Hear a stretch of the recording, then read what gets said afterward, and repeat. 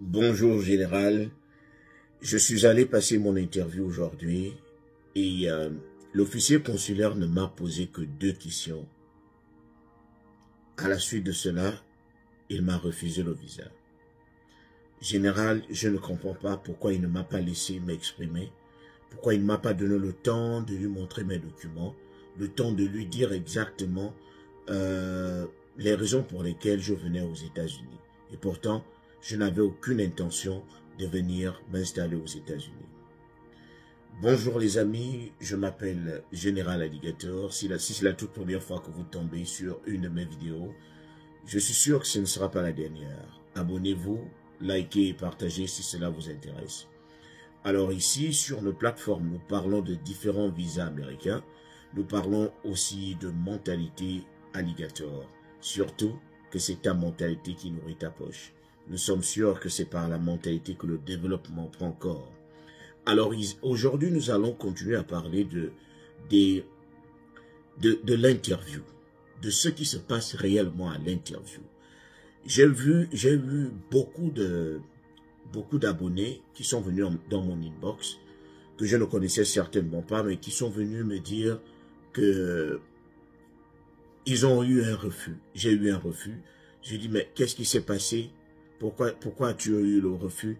Oh, il ne m'a posé que 2 questions. Je dis, est-ce que tu as bien rempli le formulaire DS 160?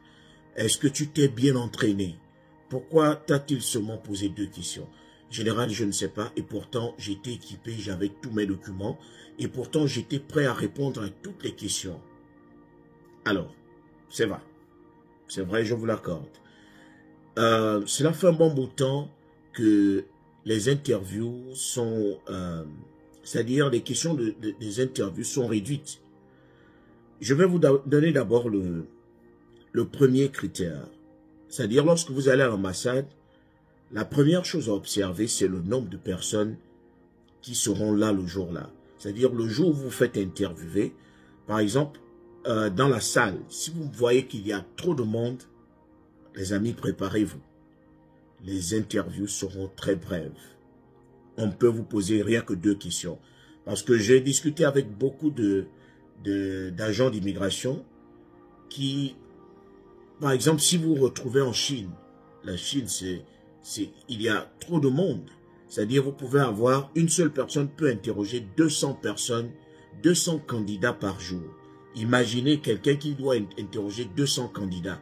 Il ne va pas perdre du temps avec un seul candidat. Il ne va pas passer 5 minutes.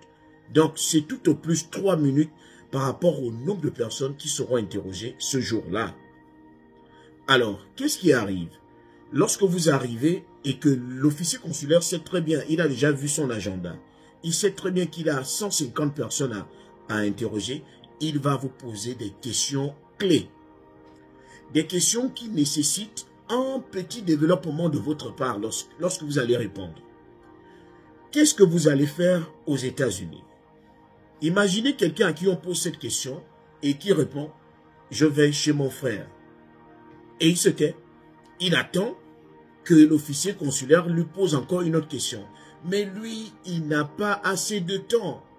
C'est-à-dire la question qu'il t'a posée, il s'attend à ce que tu répondes à cette question et que tu développes un tout petit peu pour qu'il connaisse un peu ton motif, ton objectif.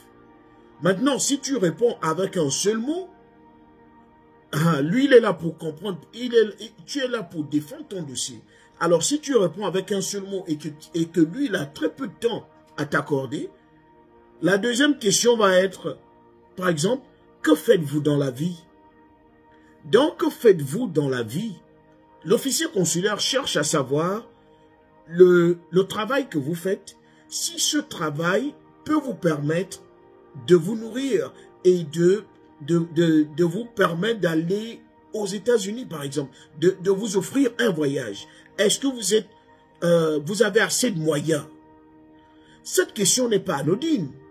Lorsqu'on vous pose cette question, l'officier consulaire s'attend à ce que tu lui expliques que c'est toi qui vas payer ce voyage, que tu gagnes bien dans ta vie, C'est-à-dire, lorsque tu arrives à montrer à l'officier consulaire que tu gagnes bien ta vie, il va se dire, mais celui-là n'a pas besoin d'aller rester puisqu'il trouve son compte ici.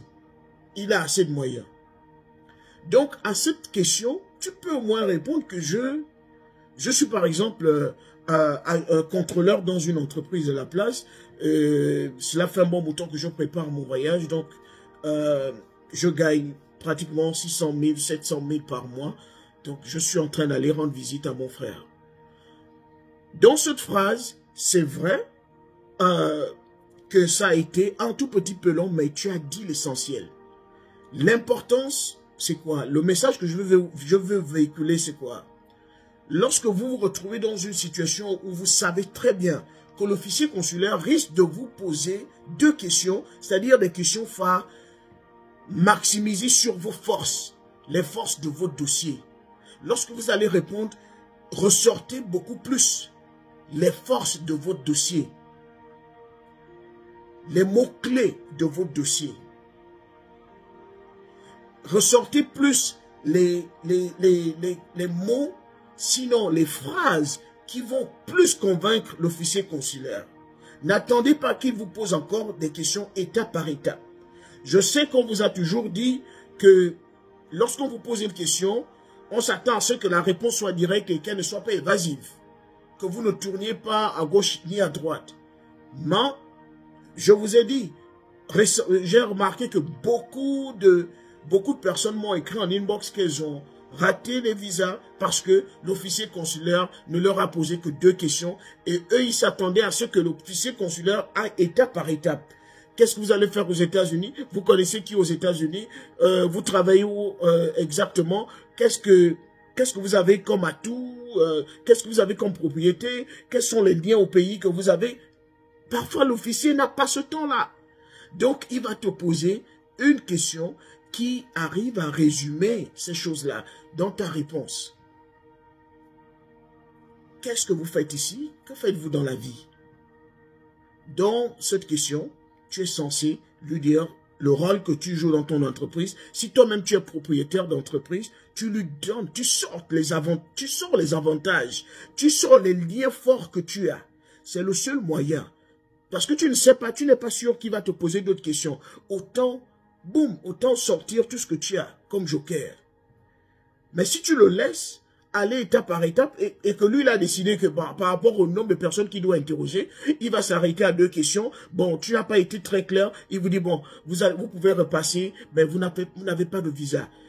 Peut-être que vous auriez même pu avoir le visa si vous exprimiez de manière claire.